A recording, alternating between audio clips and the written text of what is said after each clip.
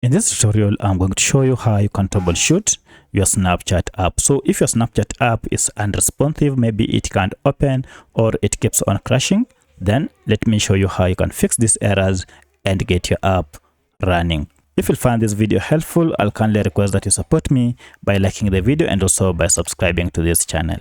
Alright, my name is Isaac and this is A Minute with AI. Now, to get started, there are quite a number of methods or steps you can take to troubleshoot your app and fix any error.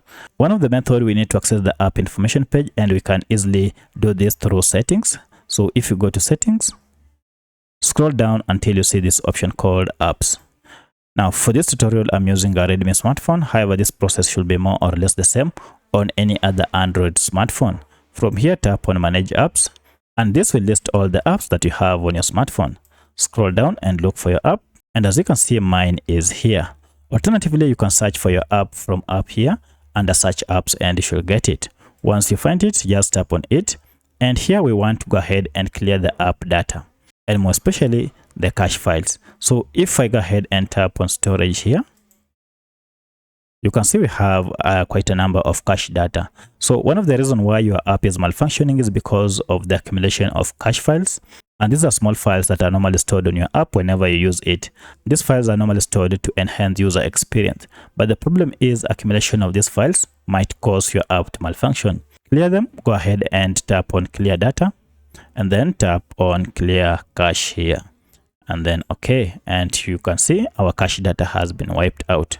From this, go ahead and restart your smartphone and then try opening your app, and it should now work. However, if this didn't solve your problem, then you might want to go ahead and clear user data, and for that, just tap on manage space here, and then tap on delete app data here, and this will go ahead and clear all the app data, and therefore you'll have to log in afresh and see if your app is now functioning well. However, if this didn't solve your problem, then head to the third and the last method to solve this problem. For this, you'll need to access the app through either Google Play Store if you are on Android or App Store if you are on iPhone. So for my case, I'll go ahead and look for Google Play Store, and here it is, and then I'll go ahead and search for my app, and as you can see, my app is here. So once you get here, look for any update if it is available.